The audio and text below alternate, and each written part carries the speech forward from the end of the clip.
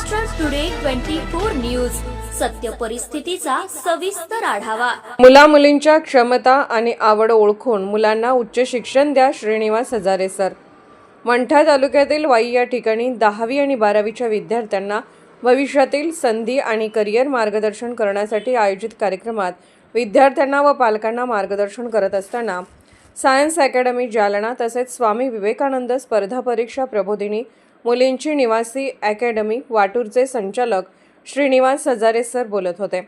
त्यांनी आपल्या मुलांच्या क्षमता ओळखून आणि त्यांची आवड ओळखून त्याला कोणत्या शाखेमध्ये शिक्षण घ्यायचे तसेच इतर मुलांसोबत त्यांची तुलना करणे थांबवावे, मुलांच्या प्राथमिक शिक्षणापासून त्यावर पालकांचे लक्ष असावे, याबरोबर गावची प्राथमिक शाळा यामध्ये राजकारण न करता मुलांचे गुणोत्तरी बघूनच गावकऱ्यांनी यामध्ये लक्ष द्यावे।